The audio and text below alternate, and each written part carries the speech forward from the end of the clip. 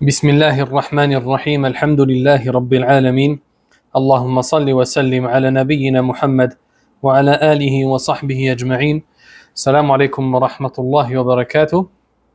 On continue l'explication du livre Kitab al-Tawhid de l'imam le Cheikh Mohammed ibn Abd al-Wahhab rahimahullah ta'ala.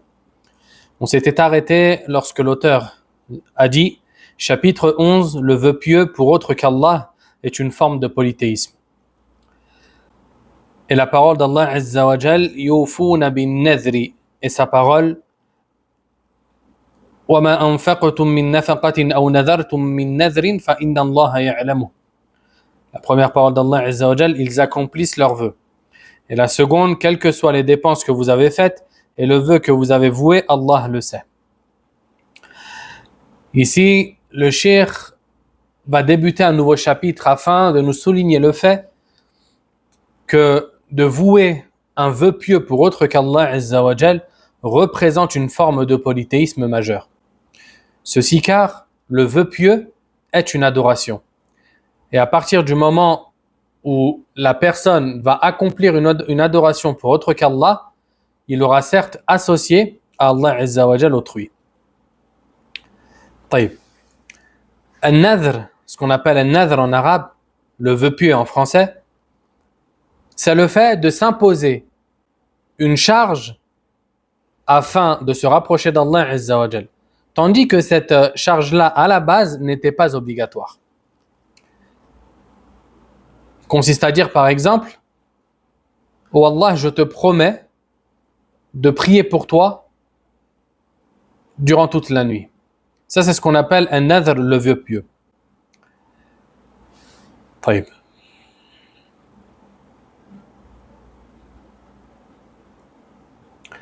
En ce qui concerne le jugement juridique du vœu pieux, les savants ont évoqué que ce dernier, à la base, est détestable. Il est déconseillé de formuler des vœux pieux. Ceci car tu vas t'imposer une chose qui, à la base, n'était pas obligatoire. Et aussi car celui qui formule un vœu pieux en règle générale, le fait car il attend quelque chose d'Allah Azza wa Jal en retour.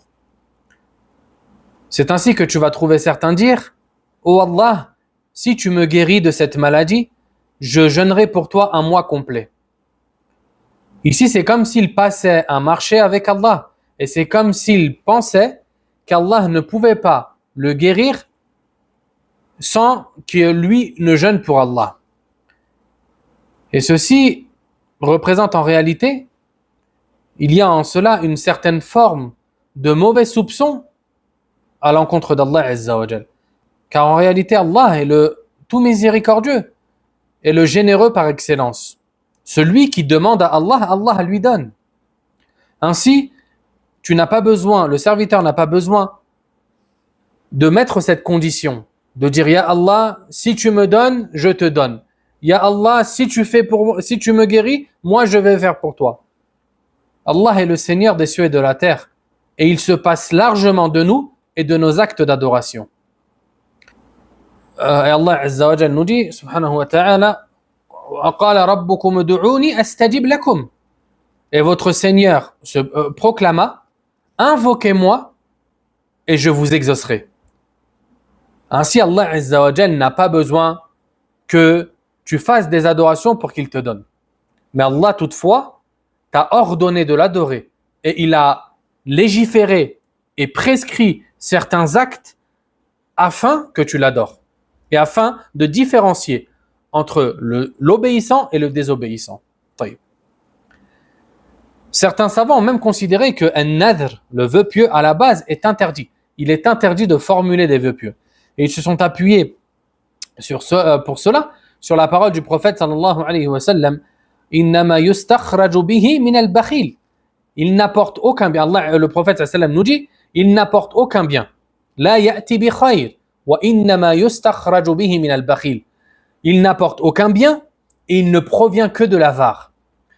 Parce que, subhanallah, si tu as besoin ou si tu adores Allah simplement pour qu'il te donne en retour, sache qu'en réalité, tu es avare. Tu as été avare envers ton Seigneur, qui t'a créé et qui t'a tout donné. Comment donc te permettrais-tu de dire, Ya Allah, donne-moi, fais ceci pour moi et moi je ferai ceci pour toi. Subhanallah. Et le hadith a été rapporté par Al-Bukhari et Muslim. Taïb. Toutefois, il faut signaler une chose qui est très importante, c'est qu'à partir du moment où une personne a formulé un vœu pieux, par exemple, il a dit, Ya Allah, je vais jeûner pour toi un mois. À partir du moment où il a formulé ce vœu pieux, il est obligé de le respecter et de le mener à bien si ce dernier constitue un acte d'obéissance. D'accord? Une personne, par exemple, qui dit « Ya Allah, je vais jeûner pour toi un mois si tu guéris mon malade. » Si Allah guérit son malade, il sera obligé de jeûner ce mois-ci. Parce que le jeûne est un acte d'obéissance. Mais par contre, si il a dit « Ya Allah, je te promets de boire un verre d'alcool », ici, c'est ce qu'on appelle « nadhru ma'siyah ». C'est un vœu pieux renfermant un acte de désobéissance. Et ainsi, il est interdit de le mener à bien et de l'appliquer. Et ça, je vous avais cité la semaine dernière le hadith de Aïcha radiyallahu anha, dans lequel le prophète sallallahu alayhi wa sallam a dit, celui qui a formulé un vœu pour Allah en lui promettant de lui obéir, qu'il lui obéisse. Et celui qui a formulé un vœu dans la désobéissance d'Allah, qu'il ne lui désobéisse pas. Taïb.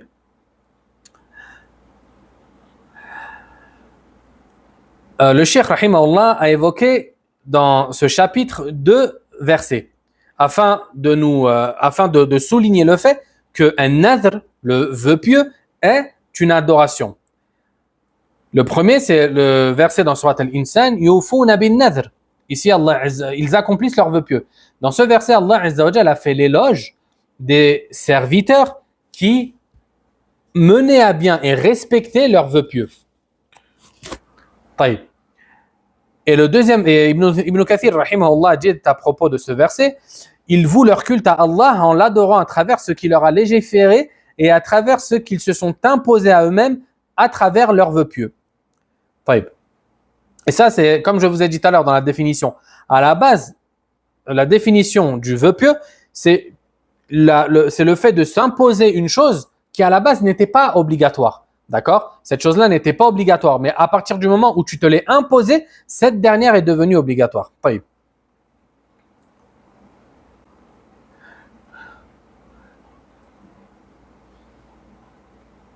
Ensuite, il a cité le verset de l'Baqarah, dans lequel Allah Azza wa Jalla dit وَمَا أَنفَقْتُم مِّن نَفَقَةٍ أَوْ نَذَرْتُم مِّن نَذْرٍ فَإِنَّ اللَّهَ يَعْلَمُهُ.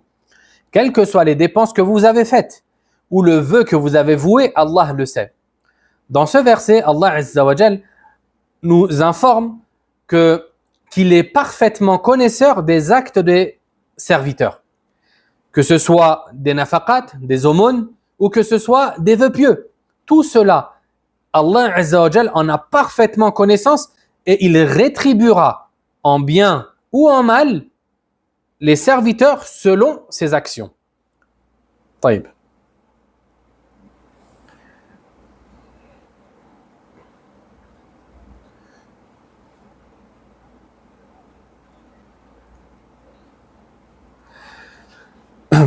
Il faut noter aussi que, comme je vous l'ai dit, une personne qui a formulé un vœu pieux est obligée de le respecter et de le mener à bien à partir du moment où c'est un acte d'obéissance. Dans le cas contraire, il devra, premièrement, il sera pécheur, il aura péché, il aura commis une désobéissance en ne respectant pas son vœu pieux. Et deuxièmement, il devra expier cette faute-là. D'accord? Ce qu'on appelle kafarat yamin. De la même manière que la personne qui a juré et qui n'a pas respecté son serment. D'accord? Et l'expiation à ce sujet consiste à, premièrement, soit affranchir un esclave. La personne a le choix entre ces trois choses-là. Soit affranchir un esclave, soit nourrir 10 pauvres, ou soit les habiller. D'accord? Habiller 10 pauvres. Dans le cas où il ne serait pas capable d'accomplir l'une de ces trois choses-là, il devra alors jeûner 3 jours. et ça c'est une erreur qui est très fréquente, c'est qu'une personne pense que lorsqu'elle a juré et elle n'a pas tenu son engagement et son serment, elle doit jeûner 3 jours. Mais ça, c'est erroné. D'accord?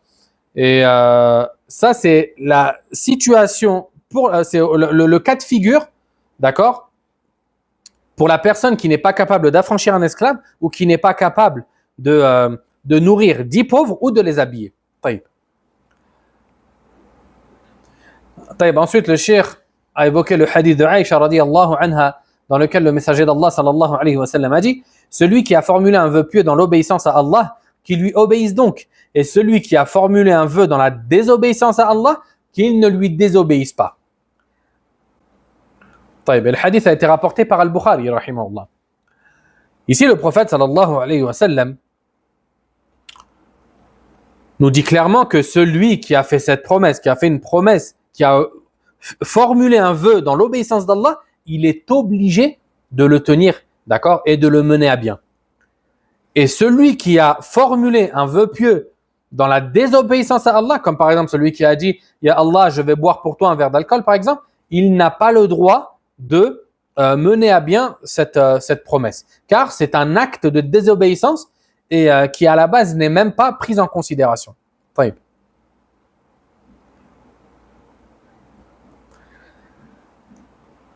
Et c'est pour ça que, en réalité, celui qui formule un acte ou qui formule un vœu de désobéissance, est-ce qu'il est obligé d'expier pour cette faute-là? D'accord? Parce qu'il n'a pas respecté son vœu pieux, est-ce qu'il doit expier de la même manière que celui qui a juré et qui n'a pas tenu ou qui a brisé son serment? Ici, les savants ont divergé, mais l'avis le plus juste, wallahu a'lam, c'est que celui qui a formulé un vœu pieux dans la désobéissance à Allah, en fait, à la base, son vœu pieux, il n'a même pas été pris en considération. Il est nul et caduque, et de ce fait, il n'a pas à expier pour cette faute-là. C'est pour ça qu'Al-Khattabi, rahimahullah, lorsqu'il a commenté ce hadith, il a dit « Ce hadith prouve que le vœu dans la désobéissance n'est pas considéré, et son auteur n'a pas le droit de l'accomplir, et aucune expiation lui est nécessaire. Car dans le cas contraire, elle aurait été citée dans le hadith. » Taïb. Taïb. Ensuite, le cheikh rahimahullah nous dit, chapitre 12, demander protection à autre qu'Allah est une forme de polythéisme. Ici, le cheikh rahimahullah débute un nouveau hadith afin de mettre en lumière le fait que de rechercher la protection auprès d'un autre qu'Allah Azza wa Jal peut représenter une forme de polythéisme. D'accord? Et ce point-là mérite ou demande une explication détaillée. Parce que ce n'est pas toute demande de protection faite à autre qu'Allah qui va être considérée comme une forme de polythéisme majeur. Ce qu'on appelle, la demande de protection, c'est ce qu'on appelle en arabe al-isti'adha. D'accord? Lorsque, par exemple, une personne dit « A'udhu billahi minash shaytanir rajim », il dit en réalité, il recherche en réalité la protection d'Allah contre shaytan. Taïb. Ici, première chose, quel est le jugement juridique du fait de rechercher la protection d'une créature? D'accord. La demande de protection à la créature va se diviser en plusieurs catégories. Premièrement, il y a la demande de protection qui est autorisée. D'accord? Et ça, c'est le fait de demander protection à une créature qui est vivante, présente et capable, d'accord, capable de te protéger contre le mal que tu crains. À partir du moment où il y a ces 3 conditions-là, d'accord, que la créature soit vivante, présente et capable de te protéger contre le mal que tu crains, cette demande de protection va être autorisée. D'accord? Et ça, c'est comme par exemple une personne qui craint pour sa vie et qui va demander par exemple asile à un pays afin qu'il le protège. Ça, c'est autorisé, il n'y a pas de souci. Toutefois, le serviteur ne doit jamais oublier que cette créature n'est qu'une cause et que le protecteur réel, c'est Allah Azza wa Jal. C'est lui qui t'a créé, c'est lui qui a créé cette cause-là, d'accord? Et c'est lui donne la capacité à cette créature de pouvoir t'aider et de pouvoir t'apporter assistance. Mais cette créature ne peut rien faire si Allah Azza wa Jal ne lui permet pas et ne lui donne pas la force nécessaire. Ça, c'est le premier cas de figure. Et à ce sujet, la preuve à ce sujet réside dans le hadith d'Abu Mas'ud radiyallahu anhu, dans lequel il est relaté qu'il a frappé son servant. Et que celui-ci s'exclama, le servant, « Je cherche protection auprès d'Allah », mais il continua de le frapper. Puis le servant s'exclama, « Je cherche protection auprès du messager d'Allah ». Et là, Abu Mas'ud le laissa. Il a arrêté de le taper. Le messager d'Allah sallallahu alayhi wa sallam dit alors, « Par Allah, sache qu'Allah a plus de pouvoir sur toi que toi sur ce servant. » Et ensuite, Abu Mas'ud a affranchi son serviteur. Le hadith a été rapporté par Muslim. Ici, cet esclave a cherché protection auprès du prophète sallallahu alayhi wa sallam, tandis que ce dernier était présent. Et ça prouve que tu as le droit de chercher protection auprès d'une créature tant que cette dernière est vivante, présente et capable de t'apporter secours, de t'apporter protection. Et aussi une chose très importante à noter, c'est que la capacité dont il est question ici, c'est le fait que la créature soit capable de t'aider, d'accord, et que en fait cette protection-là ne soit pas une chose que seul Allah peut octroyer, d'accord. Et ici, concernant le hadith, le récit d'Abu Mas'ud radiyallahu anhu, dans d'autres versions du hadith, il a évoqué le fait qu'il n'avait pas entendu son servant lorsqu'il a cherché protection auprès d'Allah Azza wa Jal. C'est pour ça qu'il n'a pas répondu favorablement à sa demande. Et il l'a entendu lorsqu'il a demandé protection, lorsqu'il a sollicité la protection du prophète sallallahu alayhi wa sallam. Le deuxième cas de figure, c'est la demande de protection à une créature. Mais cette demande-là est interdite. D'accord ? Et ici, il y a deux types qui sont interdits. Premièrement, c'est le fait de demander la protection à une créature vivante présente à propos d'une chose dont seul Allah peut protéger, comme je vous l'ai cité juste avant. Ça, c'est une forme de polythéisme majeur. Taïb. Comme par exemple un exemple plus concret que la maladie, une personne qui irait voir un vivant et lui dirait « Oh un tel, protège-moi contre la mort. S'il te plaît, protège-moi contre la mort afin que la mort ne me touche pas. » Ça, c'est une forme de polythéisme majeur. D'accord ? Ce qu'on appelle shirk akbar, qui fait sortir de l'islam. Le deuxième type interdit, c'est le fait de demander la protection à une créature vivante, mais absente et incapable de répondre à cette demande. D'accord ? Comme par exemple, une personne qui est en voyage. Elle est isolée dans le désert. Elle a voyagé à travers le désert en voiture, elle est tombée en panne. Il n'y a personne autour d'elle pour la secourir et l'aider. D'accord ? Et là, elle va dire « Oh un tel, protège-moi contre les animaux féroces qui pourraient être autour de moi. » D'accord ? Elle a invoqué une personne qui est vivante mais absente et incapable de répondre à son appel. Ici, ça aussi, ça va représenter une forme de polythéisme majeur. Pourquoi ça va représenter une forme de polythéisme majeur ? Parce que la personne qui fait cette demande-là, en réalité, elle a pensé et elle croit dans son fort intérieur que la personne qu'elle a sollicitée a un pouvoir d'action sur ce bas monde-là. D'accord ? Sinon, elle ne l'aurait pas invoqué. Elle ne l'aurait pas invoqué, elle ne l'aurait pas sollicité.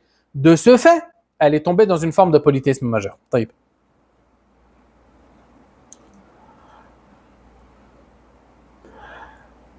Ensuite, pour appuyer ses propos, le cheikh rahimahullah a évoqué la parole d'Allah Azza wa Jal au sujet des djinns, il a évoqué la parole des djinns que Allah Azza wa Jal a cité dans Surat al-Jinn lorsqu'il dit « Or, il y avait parmi les humains des mâles qui cherchaient protection auprès des mâles parmi les djinns, mais cela ne fit qu'accroître leur détresse. » Ici, Allah Azza wa Jal nous apprend dans ce verset-là qu'il y avait des hommes, d'accord, parmi les humains, qui recherchaient protection auprès des mâles parmi les djinns. D'accord? Et cette recherche de protection n'a fait qu'accroître leur détresse. Ici, certains mufassirin, certains exégètes ont rapporté que durant l'époque de l'ignorance, le voyageur qui trouvait gîte dans une vallée avait pour coutume de s'exclamer en disant « Je cherche protection, pardon, je cherche protection auprès du chef de cette vallée, d'accord, contre le mal des sots de son peuple. » Puis il passait la nuit dans cette vallée. Et là, en fait, il invoquait, en réalité, c'est une l'isti'adha, d'accord, la demande de protection, en réalité, c'est une invocation, d'accord, et l'invocation, c'est une adoration. Et de ce fait, il n'est pas autorisé de l'avouer pour autre qu'Allah Azza wa Jal. Mais dans d'autres formes, elle n'est pas forcément une invocation. Mais dans ce cas de figure-là, cet homme qui parlait de cette manière ou qui disait ces mots-là cherchait protection auprès de créatures qu'il ne voyait même pas, d'accord, les djinns. Et ceci est une forme de polythéisme majeur. Taïb. Et subhanallah, cet acte que les gens commettaient à l'époque de l'ignorance n'a fait qu'accroître la détresse des humains qui étaient dans ces situations-là. Et en contrepartie, elle a fait qu'accroître la transgression et l'orgueil chez les djinns. Chez les djinns, d'accord, auprès desquels ces gens-là venaient chercher protection. Et c'est pour cela qu'il ne convient pas aux musulmans de craindre les djinns, d'avoir peur d'eux, d'accord, au point de penser qu'ils sont capables de lui faire du mal d'eux-mêmes, sans que personne ne puisse s'interposer entre eux. Ça, c'est quelque chose de complètement erroné.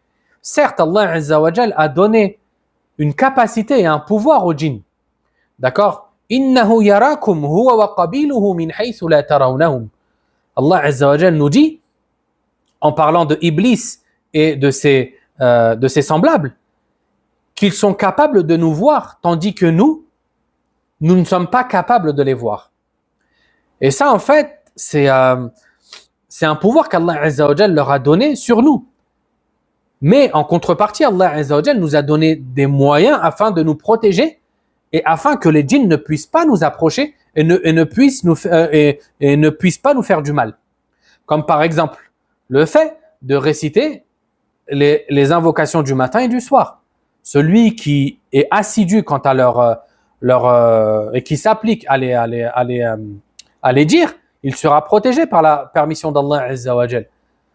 Il y a aussi le fait, comme dans le hadith d'Abu Huraira rapporté par Muslim, le fait de réciter Ayat al-Kursi, le verset du marchepied, Allahu la ilaha illa huwa al-hayyul qayyum, avant d'aller au lit, ou une fois qu'on est au lit, avant de dormir. Ici, le prophète sallallahu alayhi wa sallam a approuvé le shaitan qui avait informé Abu Huraira quant au fait que celui qui récite ce verset-là, Allah Azza wa Jal lui envoie un ange qui le protège durant toute la nuit. D'accord? Et aucun shaitan ne peut l'approcher. Et le prophète sallallahu alayhi wa sallam a approuvé ses propos. Il y a aussi le fait de réciter à la nuit tombée Aman ar-Rasul, les 2 derniers versets de Surat al-Baqarah. Le prophète sallallahu alayhi wa sallam a dit, celui qui récite les deux derniers versets d'Al-Baqarah, cela lui suffira durant toute sa nuit. Et dans l'explication de ce verset, les savants ont évoqué le fait que celui qui récite ces 2 versets-là, il sera protégé contre tout mal. Taïb. Parmi les causes aussi afin de se préserver, d'être préservé des djinns, il y a l'obéissance à Allah Azza wa Jal. Celui qui obéit à Allah et qui s'écarte des péchés, Allah le préservera. Taïb.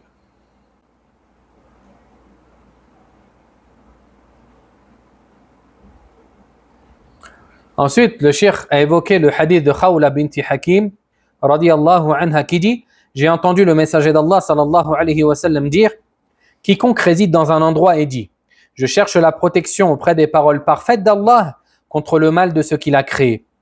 Aucun mal ne le touchera jusqu'à ce qu'il quitte cet endroit. » Et le hadith a été rapporté par Muslim. Ça, c'est un hadith azim. C'est un hadith très important. D'accord? Et ça, c'est une invocation que chaque musulman doit connaître et enseigner à ses enfants. Ici, le prophète sallallahu alayhi wa sallam nous dit celui qui prend place en un endroit, d'accord? Celui qui trouve résidence, qui réside dans un endroit. Tu rentres chez toi, tu vas n'importe où pour y rester, d'accord? À partir du moment où tu dis cette invocation, A'udhu bi kalimatillahi tammat min sharri ma khalaq. Je cherche protection auprès des paroles parfaites d'Allah contre le mal de ce qu'il a créé. Le prophète sallallahu alayhi wa sallam a dit qu'aucun mal ne pourra te toucher tant que tu es dans cet endroit. Et ça, c'est une invocation, subhanallah, qu'il ne faut pas délaisser, de par son importance et de par les grands bénéfices que le musulman va en tirer. Taïb. Le cheikh a cité ce hadith ici afin de prouver que la demande de protection n'est à demander que à Allah Azza wa Jal. D'accord? Parce que ici, le prophète nous dit, je cherche la protection auprès des paroles parfaites d'Allah. Et les paroles parfaites d'Allah, kalimatullah, ça fait partie de ses attributs, des attributs divins. D'accord? Et le fait de rechercher protection auprès des attributs divins revient à chercher protection auprès d'Allah Azza wa Jal. Taïb. Et ça, c'est une preuve aussi que le Coran, qui fait partie de la parole d'Allah, n'est pas une création. D'accord? N'est pas une création comme l'ont prétendu Al-Mu'tazila ainsi que d'autres. Mais que ce sont bien, que le Coran est bien la parole d'Allah Azza wa Jal qui a été révélée et non pas créée. Taïb.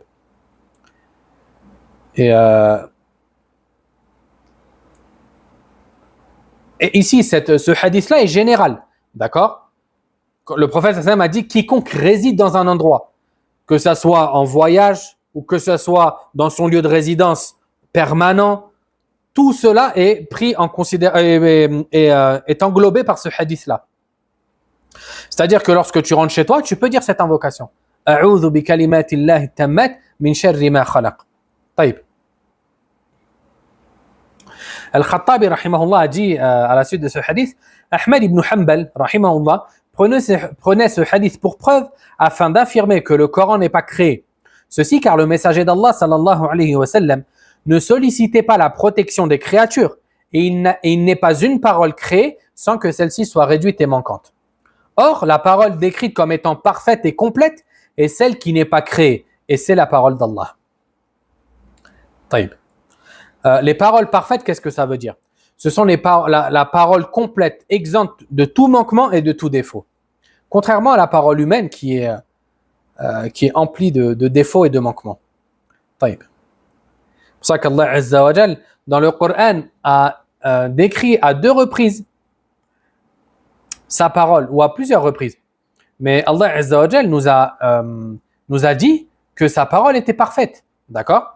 Allah Ta'ala nous dit dans Surat Al-Nisa, pardon, dans Surat Al-An'am, وَتَمَّتْ كَلِمَةُ رَبِّكَ صِدْقًا وَعَدْلًا. Et la parole de ton Seigneur a été parachevée, toute de vérité et de justice. C'est-à-dire que Allah Azza wa Jal, tout ce qu'il dit n'est que vérité. Tous les récits qu'il nous a contés dans le Coran n'est que vérité. Ils se sont passés comme Allah Azza wa Jal l'a dit. Et les paroles d'Allah Azza wa Jal sont que justice. C'est pour ça que si tu étudies la législation islamique, d'accord, le halal, le haram, les règles qui délimitent ou qui régissent les interactions entre les êtres humains, etc., tu verras qu'elles ne sont que justice parfaite et équité sous tous abords. Taïb. Et le prophète sallam a dit contre le mal de ce qu'il a créé, c'est-à-dire contre le mal des entités pouvant contenir du mal en elles. D'accord? Pouvant contenir du mal en elles. comme les humains, les djinns, les animaux, le vent, la foudre, le feu, etc. Cheikh Al-Uthaymin, rahimahullah, a dit « Les créatures qu'Allah a créées ne contiennent pas forcément toutes du mal. Toutefois, nous cherchons la protection d'Allah contre toutes, afin de se prémunir contre leurs éventuels maux. Si toutefois elles étaient maléfiques. Les créatures d'Allah se divisent en 3 catégories. La première, les créatures maléfiques de manière absolue, comme le feu et Iblis, en considération de leur nature. Mais si nous considérons la sagesse pour laquelle Allah les a créés, alors ils sont un bien. Deuxième catégorie, les créatures bénéfiques de manière absolue, comme le paradis, les messagers et les anges. Troisième catégorie, les créatures renfermant du bien et du mal, comme les hommes, les djinns et les animaux. طيب.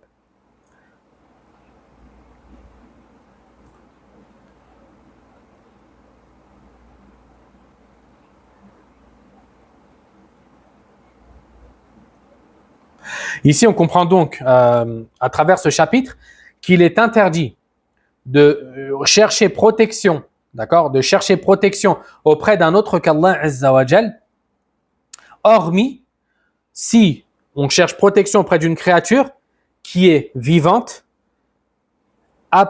présente et capable de nous aider, d'accord, dans la limite de sa capacité, et de ne pas lui demander une chose qui est hors de ses limites, comme par exemple aller solliciter une personne et lui dire « protège-moi contre la mort », par exemple.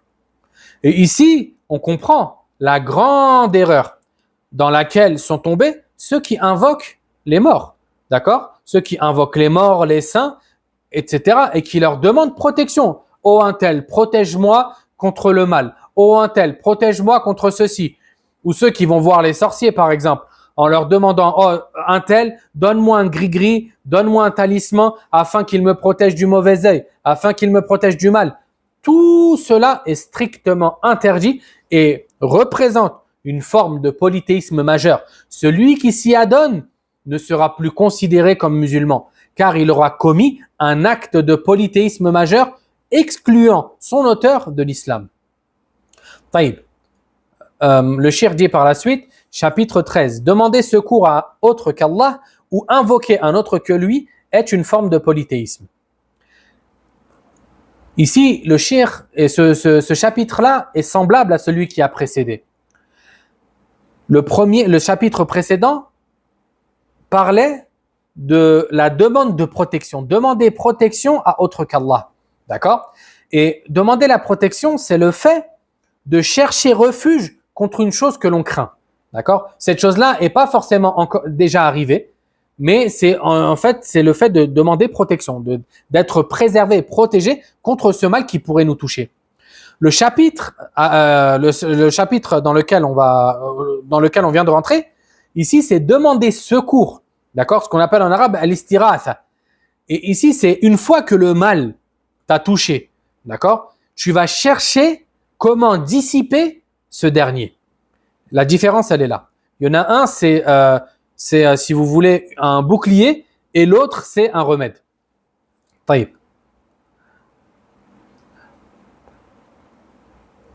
Et al-istiratha, comme je vous l'ai dit, c'est le fait de demander secours, aide et assistance.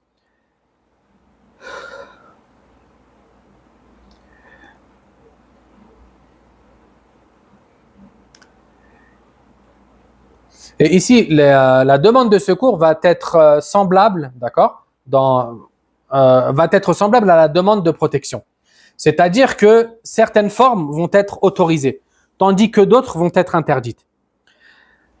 La demande de secours légiférée, c'est le fait de demander secours à Allah Azza wa Jal, d'accord?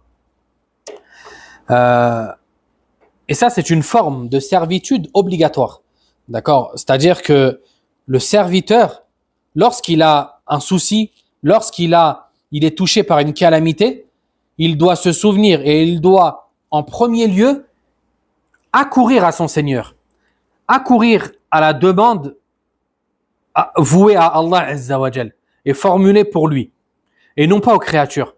Et ça, c'est un gros problème qu'on a de nos jours. C'est que à partir du moment où la personne va être touchée d'un mal, elle va penser directement: oh, qui est-ce que je peux appeler? Oh, j'ai un problème, j'ai une dette que je dois rembourser. Oh, à qui je peux demander de m'aider? oh mon fils il est malade, oh il faut que je trouve le meilleur des hôpitaux, le meilleur des spécialistes afin qu'il me secourt et qu'il dissipe le mal dans lequel je suis, etc. Et il oublie Allah Azza wa Jal. Il oublie que le créateur de cette maladie c'est Allah et que le créateur du remède de cette maladie c'est aussi Allah et que c'est lui seul qui peut apporter le bien et le secours. On se précipite trop souvent à rechercher l'aide et le secours des créatures en oubliant celui qui les a créés. Subhanallah. Taïb.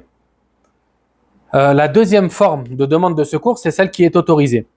Et elle correspond à la demande que la créature fait à une autre créature, avec les conditions qu'on a citées précédemment. Il faut que cette créature soit vivante, présente et capable de secourir le demandeur. D'accord ? Et ça, c'est autorisé, mais il n'y a aucun mal. Toutefois, il faut qu'il se rappelle que cette créature n'est qu'une cause. Et que Allah Azza wa Jal, c'est lui qui apporte le bien ou qui peut te toucher d'un mal. Et la troisième forme de demande de secours, c'est la demande de secours interdite et qui représente une forme de polythéisme majeur. Elle correspond à la demande, d'accord, qui est formulée à une créature afin de réaliser ce que seul Allah Azza wa Jal est capable de faire. Comme par exemple, le fait d'invoquer les morts, d'aller demander secours aux morts, de demander secours à une personne qui est absente et qui n'entend même pas ton appel, etc.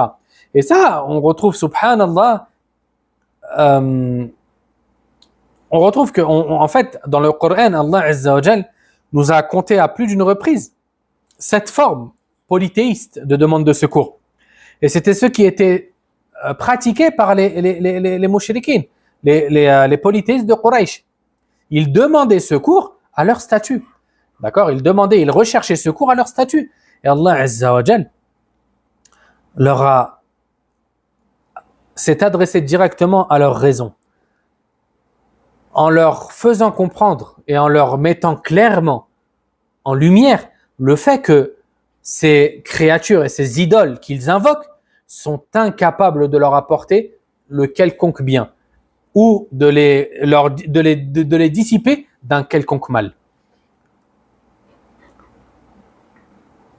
طيب.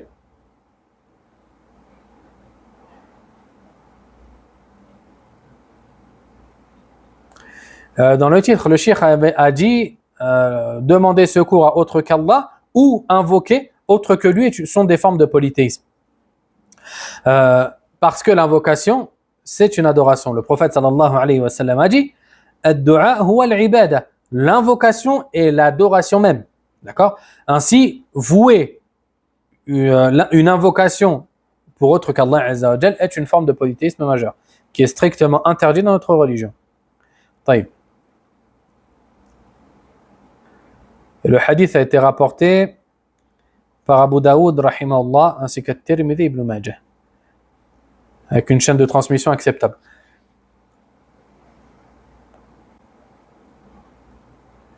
Ensuite, le cheikh rahimahullah a cité la parole d'Allah Azza wa Jal. N'invoque pas en dehors d'Allah ce qui ne saurait ni te profiter ni te nuire. Mais si tu le fais, tu seras alors du nombre des injustes.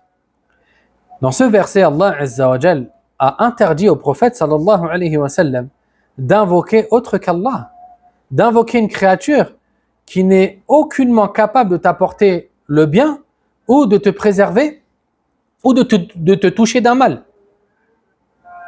Et ici, Allah Azza wa Jal a dit, mais si tu le fais, فَإِنَّكَ مِنَ الظَّالِمِينَ, tu seras alors certes du nombre des injustes. Si Allah Azza wa Jal,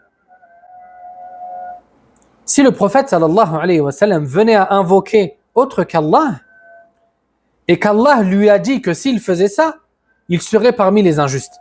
Or que le prophète sallallahu alayhi wa sallam est la meilleure des créatures. Et c'était la créature qu'Allah aimait le plus. Malgré cela, s'il avait invoqué autre qu'Allah, Allah l'aurait considéré comme un injuste. Que dire donc des gens qui sont bien moindres que le prophète sallallahu alayhi wa sallam et qui invoquent autre qu'Allah Azza wa Jal. comment seront-ils considérés auprès d'Allah subhanahu wa ta'ala? طيب.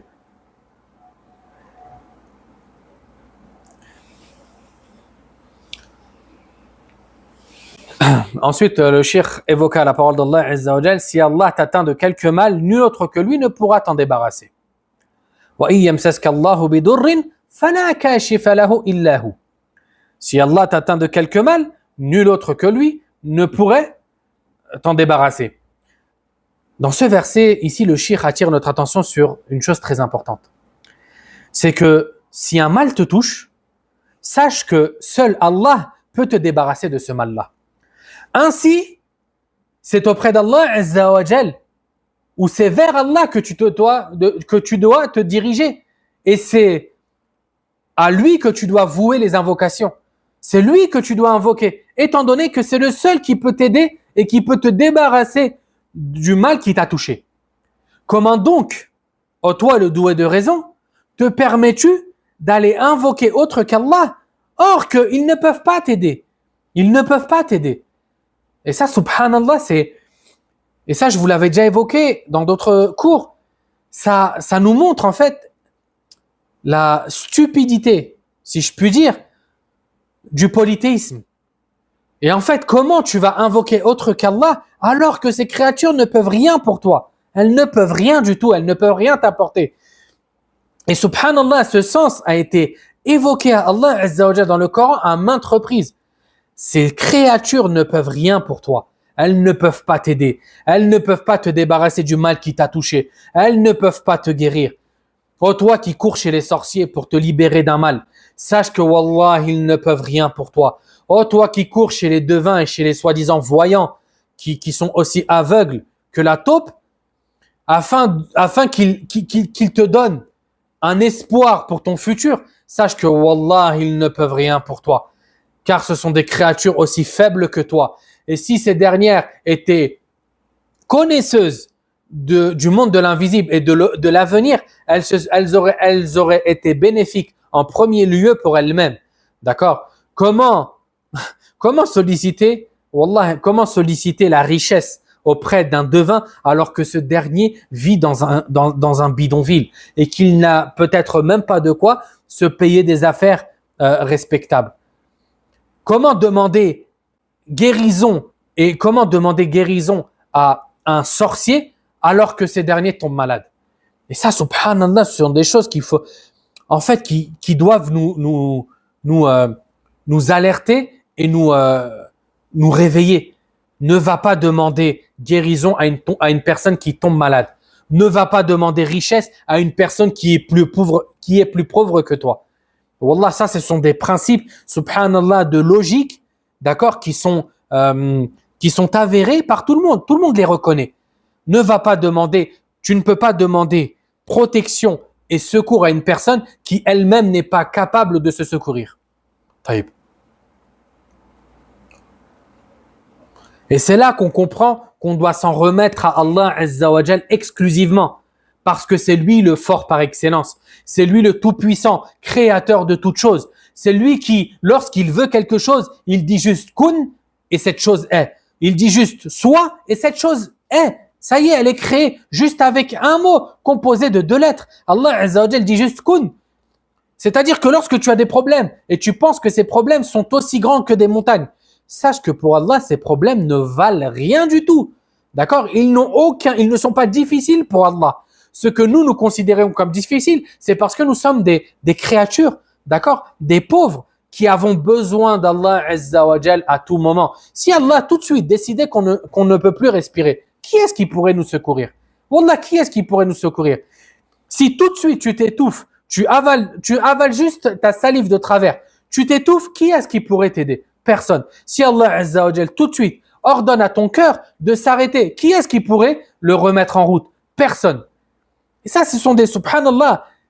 Et ça, c'est quelque chose à comprendre. Al-aqida, la croyance, ce ne sont pas juste des informations qu'on apprend et qu'on retient. C'est une vie. La croyance, ça sert en premier lieu à faire vivre ton cœur, à ce que tu vives journalièrement, d'accord, et à travers toutes les situations que tu traverses avec Allah Azza wa Jal. que tu vives avec Allah, que tu te rappelles d'Allah et que tu adores Allah Azza wa Jal. Ça sert à ça d'apprendre la croyance. Ça ne sert pas à savoir, oui, qu'est-ce que cette secte a dit et qu'est-ce que celle-là a dit. Non, wallah, ça sert à adorer Allah Azza wa Jal et à se soumettre à son Seigneur et à avoir compris et être sûr que lui seul mérite l'adoration et de lui vouer cette adoration durant toute ta vie jusqu'à ce que la mort, jusqu'à ce que l'ange de la mort vienne te chercher. Ça sert à ça l'étude de la croyance. Et ce ne sont pas des simples informations que l'on retient afin de dire moi j'ai compris, j'ai compris. Ça sert à rien sinon. Si tu apprends l'aqida, mais demain, lorsque tu as un problème, lorsque tu es malade, tu perds tout espoir en Allah Azza wa Jal et tu accours aux créatures et tu oublies le Créateur, sache que Wallah, tu n'as rien compris. Et que celui qui agit comme ça, il n'a rien compris du tout. Il n'a rien compris. L'étude de la croyance sert à se rapprocher d'Allah Azza wa Jal et à ce que ton cœur soit rempli d'humilité envers ton Seigneur et de confiance envers lui et de crainte envers lui. C'est à ça que ça sert l'étude de la croyance. Taïb.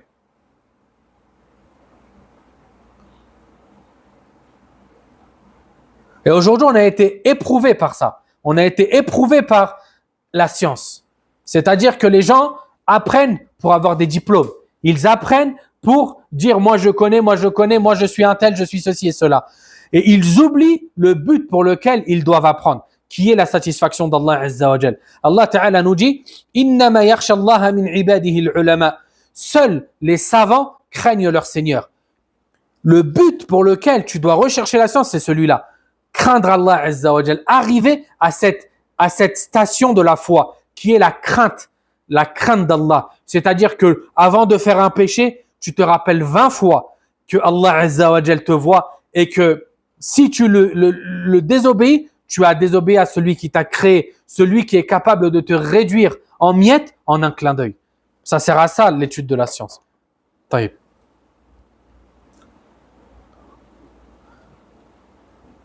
Ensuite, le cheikh évoqua la parole d'Allah Azza wa Jal. Ceux que vous adorez en dehors d'Allah ne possèdent aucun moyen de vous apporter subsistance.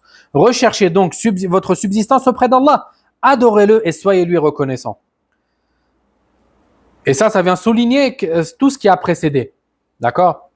Une personne, les créatures ne sont pas capables de t'apporter leur subsistance. De ce fait, il n'est pas logique et il n'est pas acceptable que de rechercher cette subsistance auprès d'eux. Mais au contraire, il faut la rechercher auprès d'Allah Azza wa Jal exclusivement. Ensuite, il cite à la parole d'Allah Azza wa Jal, n'est-ce pas lui qui répond à l'homme en détresse quand il l'invoque et qui enlève le mal? Pareil, ça vient souligner le fait que seul Allah Azza wa Jal est capable, d'accord, de te débarrasser de la détresse qui te touche et du mal qui t'a prédestiné. Taïb. Ensuite, il évoqua le hadith rapporté par At-Tabarani. Il nous dit, At-Tabarani a rapporté avec sa chaîne de transmission les dires suivants. À l'époque du prophète sallallahu alayhi wa sallam, il y avait un hypocrite qui nuisait aux croyants. Certains dirent alors, allons demander secours au messager d'Allah sallallahu alayhi wa sallam contre cet hypocrite. Le prophète sallallahu alayhi wa sallam dit alors, ce n'est pas à moi que l'on demande secours, mais à Allah seulement. Taïb. Ici, le hadith a été jugé très faible. Toutefois, son sens est acceptable.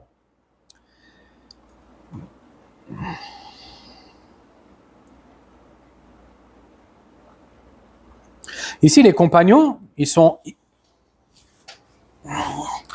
voulu solliciter le prophète sallallahu alayhi wa sallam contre le mal, les nuisances de cet hypocrite-là. Mais le prophète sallallahu alayhi wa sallam leur a donné une leçon en leur disant que ce n'est pas de lui qu'il faut demander secours, mais c'est d'Allah. Allah seul peut apporter le secours. Et ici, le prophète sallallahu alayhi wa sallam n'a pas répondu favorablement aussi à leur demande, parce que les hypocrites à l'époque du prophète sallallahu alayhi wa sallam, il ne faut pas croire qu'ils désobéissaient ou qu'ils nuisaient aux croyants devant le prophète sallallahu alayhi wa sallam et de manière, de manière ouverte et qu'ils faisaient apparaître leur hostilité de manière ouverte, qu'ils disaient clairement nous sommes des incroyants et nous détestons l'islam, ceci, cela. Non, ils étaient subtils, ils étaient très subtils. Et à leur tête, Abdullah ibn Saloul, ibn Ubay, pardon, cet homme-là qui était à la tête des hypocrites et qui était une personne très respectée à Médine, c'était même avant l'arrivée du prophète sallallahu alayhi wa sallam, c'était l'un des chefs de Médine, d'accord, si ce n'est le chef de Médine. Et ce dernier, lorsque le prophète sallallahu alayhi wa sallam a rejoint la ville de Médine, il a été touché de jalousie. De jalousie parce que le prophète sallallahu alayhi wa sallam allait prendre sa place de dirigeant. Et après la bataille de Badr, d'accord, après la bataille de Badr, dans laquelle les musulmans, ou de laquelle les musulmans sont sortis victorieux et ont complètement détruit les polythéistes, ici, les gens ont compris que les musulmans avaient une puissance. Et de ce fait, ils commençaient à être craints. Les gens craignaient les musulmans et craignaient la puissance qu'ils avaient. Et c'est à cette époque-là que beaucoup de gens, ou que les hypocrites ont commencé à apparaître. D'accord ? Ils ont embrassé l'islam de manière apparente, bien qu'ils étaient mécréants. Ceci afin de se faufiler, d'accord, de se dissimuler et d'être en sécurité, entre guillemets. C'est pour ça qu'à l'époque mécoise, il n'y avait pas d'hypocrites. Il n'y avait pas d'hypocrites. Pourquoi ? Parce que les musulmans n'étaient pas forts, ils étaient faibles. Et de ce fait, il n'y avait aucun intérêt pour l'hypocrite que de se dire musulman. Mais à l'époque de Médine, c'était différent. Lorsque tu étais musulman, tu jouissais de certains droits, d'accord ? Tu avais des droits. S'il y avait des butins de guerre, tu pouvais en bénéficier, etc. Tandis que si tu étais resté mécréant de manière apparente et cachée, tu n'aurais pas bénéficié de ces derniers. C'est pour ça qu'à l'époque médinoise, après la hijra, après l'émigration du prophète, sallallahu alayhi wa sallam, c'est ici que les hypocrites sont apparus de manière beaucoup plus manifeste. Et du coup, les hypocrites faisaient du mal aux croyants, mais d'une manière dissimulée, d'accord ? Ou soit quand les musulmans étaient en nombre restreint. Ils allaient par exemple tenir des propos qui sont de la mécréance, mais pas devant tout le monde. Pas devant tout le monde, parce que sinon, ils auraient été jugés d'apostats directement.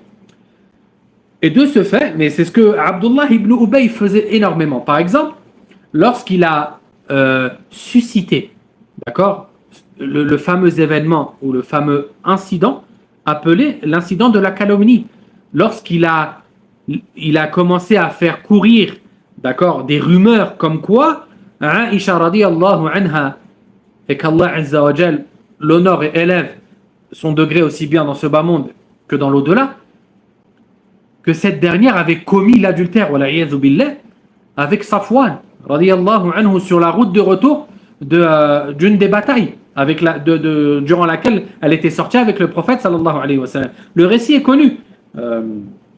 Ça, c'était Abdullah ibn Ubay qui avait fait courir ce bruit-là. D'accord ? Il ne l'avait pas dit clairement, mais qu'est-ce qu'il faisait ? C'était comme un chuchoteur. D'accord ? Il faisait courir des rumeurs, il faisait courir des bruits de couloir, comme on dit, et ensuite il se répandait. Et ça, subhanallah, c'est du vice. Les hypocrites, c'était des vicieux. Et lui, c'était la tête du vice. Et c'est pour cela qu'il ne l'a pas dit clairement, parce que là, ça aurait causé problème. Posé problème plutôt. Et ça, il y a plusieurs exemples à ce sujet. Et c'est pour ça que le prophète sallallahu alayhi wa sallam ne s'est jamais pris à Abdullah ibn Ubay. Il ne l'a jamais réprimandé. Parce que les actes qu'il faisait étaient toujours dissimulés. Et que le prophète sallallahu alayhi wa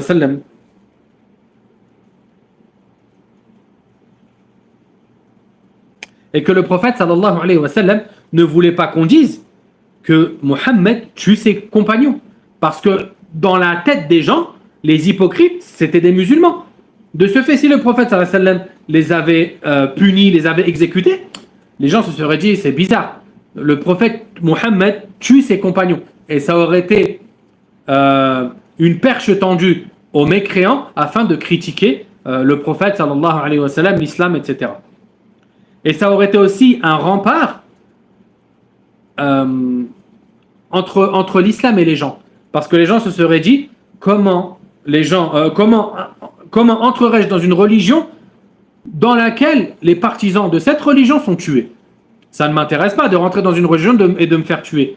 D'accord? Et c'est pour tout cela que le prophète sallam ne punissait pas les hypocrites lorsqu'ils agissaient de manière dissimulée et cachée. Or que le prophète sallam savait très bien ce qu'il faisait.